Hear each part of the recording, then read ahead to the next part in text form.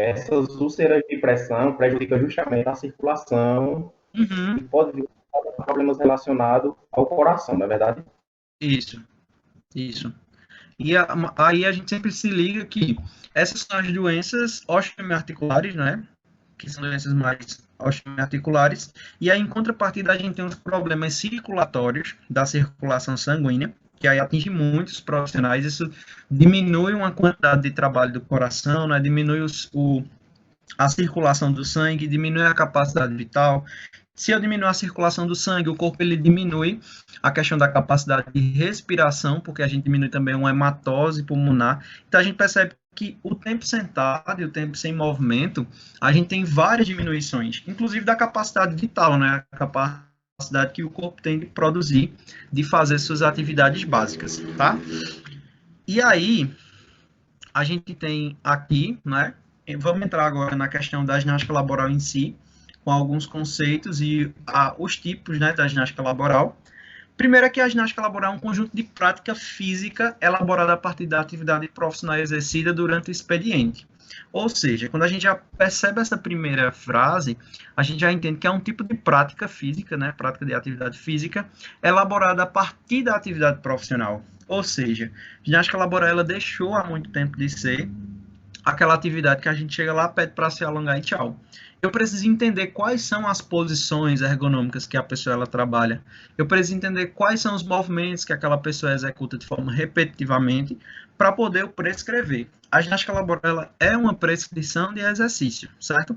Só não é extremamente sistematizado e nem tem o objetivo de você causar uma hipertrofia. A gente tem o objetivo na ginástica laboral de fazer a utilização de toda a capacidade do corpo, visando compensar as estruturas mais utilizadas no trabalho, relaxando e tonificando-as e focando em ativar as que não são tão requeridas. Então a gente já percebe que a ginástica laboral não é uma área que a gente chega, joga exercício, deixa o pelo solar fazendo, se alongando, contando de 1 até 10 e vai embora, né? A gente percebe que é muito mais do que isso e a gente precisa realmente compensar as estruturas que elas estão paralisadas.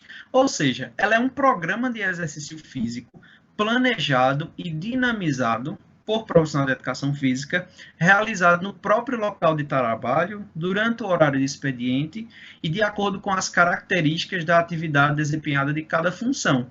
Então, eu entendo que é um programa de exercício físico, não é uma prática simples de atividade física de movimento.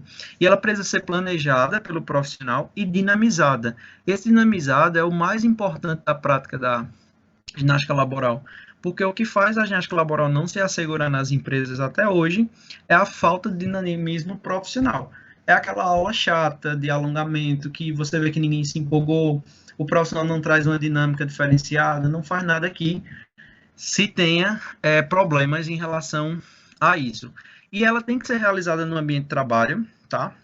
Nenhuma empresa ela pode pedir para que o funcionário ele tire um tempo do seu descanso para praticar ginástica laboral, né? Porque ela é no local do trabalho. Eu posso tirar o funcionário da sala que ele trabalha e ir para o pátio da fábrica, né?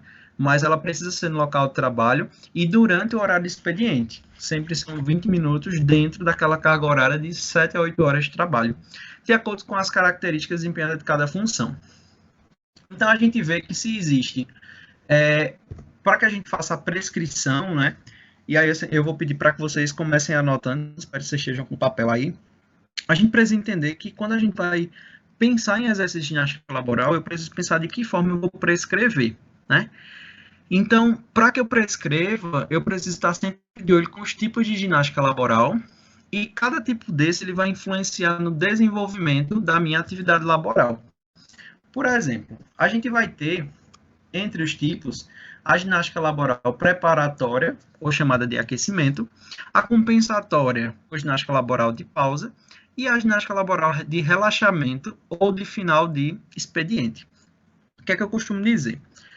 Quando a gente vai pensar em vender um projeto de ginástica laboral para uma empresa, a gente começa a entender que eu preciso encaixar a ginástica laboral no melhor horário de trabalho, né?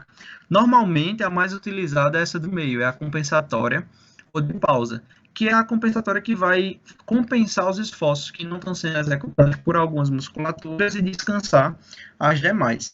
Mas o que a gente começa percebendo é que, se eu fizer todo um planejamento focado em ginástica laboral de relaxamento para a empresa, eu vou fazer com que as pessoas relaxem e perca o interesse de continuar trabalhando, talvez, se essa ginástica for no começo. Então, a gente tem que pensar muito bem no primeiro, os horários que a empresa tem disponíveis, e a gente precisa pensar também qual tipo de exercício. Então, vamos começar pensando quais são os exercícios que eu poderia fazer preparatórios de ginástica laboral, né? Quais exercícios eu poderia caracterizar como compensatórios? E quais exercícios são exercícios de relaxamento? E a gente precisa ter muito bem isso diferenciado na cabeça da gente, tá? Primeiro, a gente tem o preparatório ou de aquecimento, certo? Deixa eu só perguntar a vocês uma coisa. Vamos abrir para a pergunta. O que é aquecimento para vocês? Vamos lá.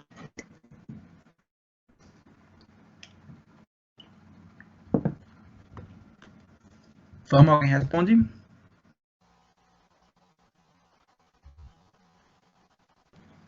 Professor, para mim, o aquecimento é você preparar o corpo para posteriormente estar levando ele a passar de atividades físicas, certo? Certo. Mais uma opinião?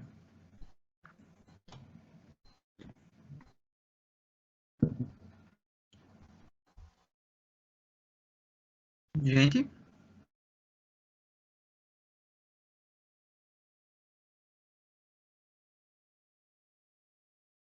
Quantas É pessoas? uma forma de ativar os músculos que vão ser utilizados durante a prática do exercício físico. Isso.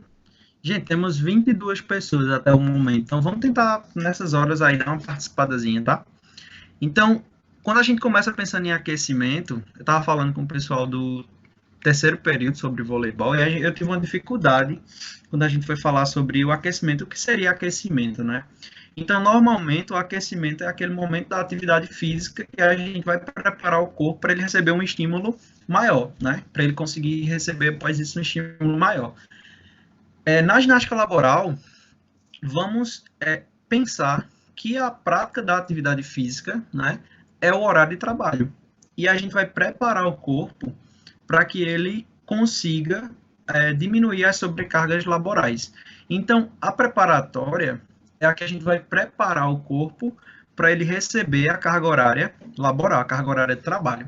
É aquela realizada no início da jornada de trabalho ou logo nas primeiras horas do expediente, porque a gente precisa preparar o corpo. Então, ela não tem como ser no meio ou no fim, com o objetivo principal de preparar os colaboradores para a execução de suas tarefas profissionais, aquecendo os grupos musculares que serão mais solicitados em sua jornada. E aí eu começo pensando com vocês que, se eu vou trabalhar com uma pessoa que trabalhe metade do tempo da aula, metade do tempo de trabalho sentado, quais são os grupos musculares que eu preciso preparar para isso? Vou me respondendo aí agora. Uma pessoa que vai trabalhar sentado, certo? Os 8 horas sentadas, eu vou fazer uma ginástica laboral preparatória. Quais são os grupamentos musculares que eu preciso trabalhar? Glúteo, Região lombar, glúteo, core. core, Até o sistema circulatório também é muito importante. sistema circulatório, São membros inferiores, no caso. membros inferiores sentados, certo? Quando a gente está nessa posição sentada, a gente precisa muito da ativação da região do tronco, né, para se manter sentado. Porque se vocês repararem, nem sempre a gente consegue ficar sentado, encostado na cadeira, né? E quando a gente fica encostado, a gente precisa de uma musculatura que ative e jogue a gente para trás. Então a gente precisa trabalhar também muito a musculatura da região dorsal, né, do dorso, a região do dorso, a região dos trapézios, para que diminua essa carga. Se eu estou sentado, se o trabalho for em computador, se for em qualquer local que vá exercer movimentos com os braços, a gente precisa trabalhar a região cervical, precisa trabalhar a região do trapézio. Então, essa ginástica laboral, quando é aplicada para um profissional que trabalha muito tempo sentado, ela precisa preparar os grandes grupos musculares. E aí a gente vem, né, o grupo muscular peitoral, da cintura escapular, a gente vê os do dorso, a gente vê os músculos do quadril, do glúteo, e por aí vai. Então, a gente precisa sempre pensar nos grandes grupos